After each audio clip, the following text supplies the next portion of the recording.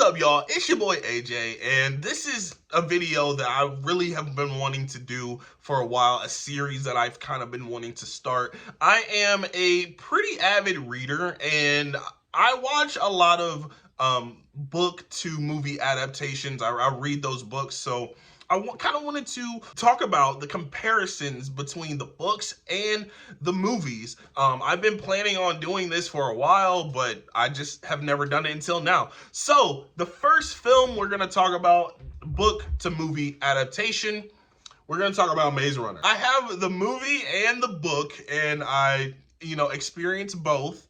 And, I have some thoughts about them. So we're going to get into this. So let's go.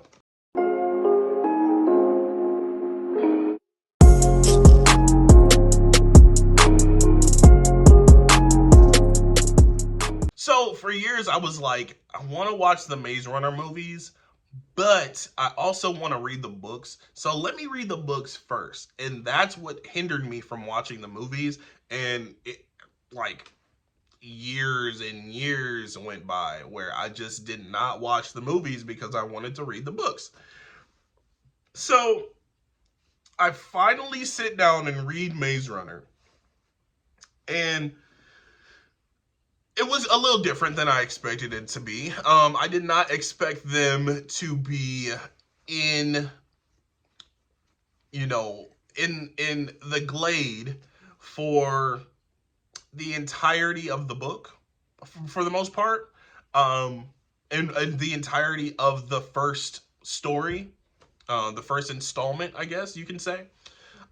So that took me aback a little bit. Comparing the movie to the book, I'm just gonna compare them. I'm not gonna get into my review of the story and all that, but I'm going to compare them. So, Thomas is kind of put into the glade, and while reading this, I kind of felt a little bit of a disconnect reading the book. And the reason why is I think I really needed this to be first person. It was not first person, it was a third person read. And it kind of threw me off because in situations like this and in stories being told like this, I always like to feel like I'm the main character while reading it. And I'm reading their thoughts from them, if that makes sense. Like the narration, Thomas felt this way, and it takes me out a little bit. I felt this way, I want to read that. And it kind of immerses you in that world, especially as big of a world as this is. The first book, yes, it is kind of secluded and contained, but it feels like there's a lot of things going on. There's a lot of characters. That's another thing that kind of threw me off. When there's a book with a lot of characters, you kind of have to delve deep into those characters so I can connect with them. In the movie, I can put a face to the name, so that kind of connected me automatically more than the book. Of course, we have these characters that are, have different attributes and, things like that while reading. And you can read their, different personalities and things like that. But putting a face to the name means a lot. And I realized that watching the movie. The maze is described very well as far as the book to film adaptation. They represented the maze very well. They represented the glade very well as well. I really liked, how everything looked and everything was set up. And I guess while reading it, I couldn't picture exactly how everything was set up as far as the glade and the maze. That's just my brain. I know a lot of people probably did, oh, that's how it looks. But I wasn't necessarily piecing it together as well as it looked on screen.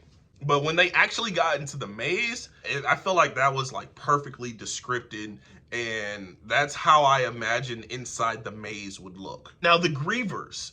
The Grievers are described to look like mechanized animals in the book. In the movie, they kind of look like spiders. They kind of like have the legs of spiders. So if they would have described the Grievers as like mechanized spiders, I feel like that would have been a better description. But I feel like with the movie, they kind of wanted to move a different direction with that, and that's okay. That's perfectly fine. I think the Grievers were as menacing and as scary and terrifying as they were in the book, despite being described a little differently. I feel like Dylan O'Brien's performance brought this character to life, brought Thomas to life. Oh my gosh. Dylan O'Brien is a great actor anyway, and I love his performance in Teen Wolf. He's great in that. I really liked Love and Monsters when I watched it.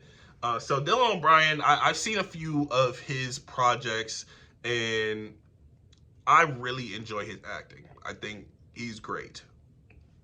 So him being Thomas and bringing this character to life on screen was fantastic. Everybody did pretty well bringing their characters to from the page to the screen. I think they did a pretty good job.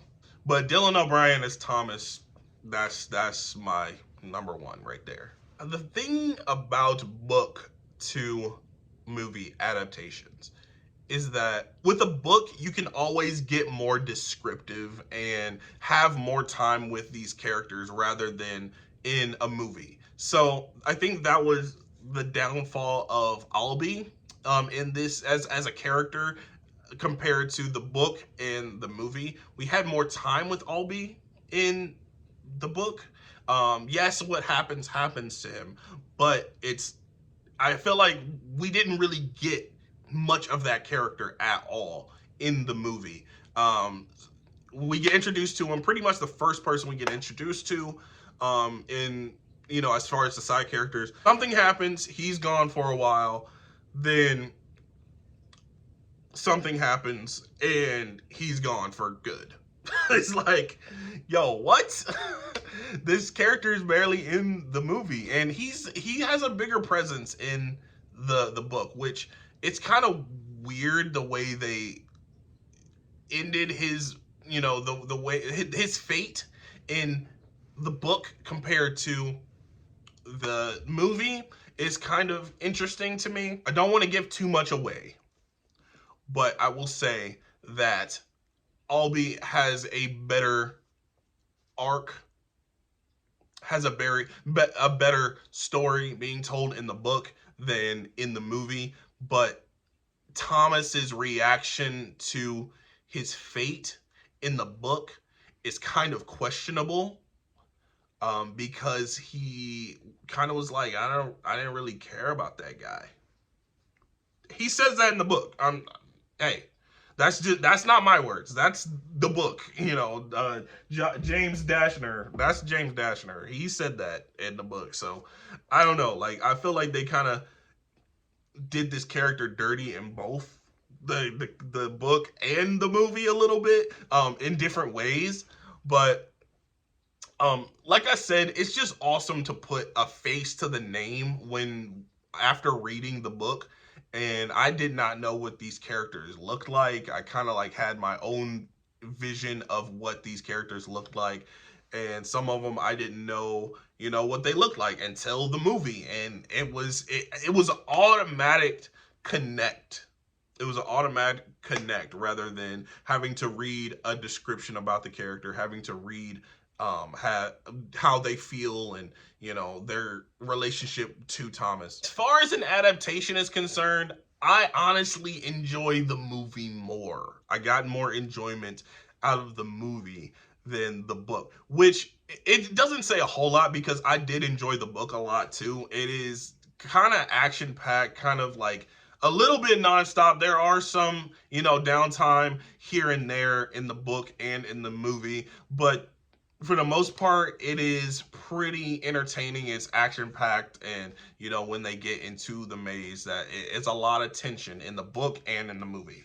So it is a very good adaptation in my opinion, and like I said, I kind of like the movie more.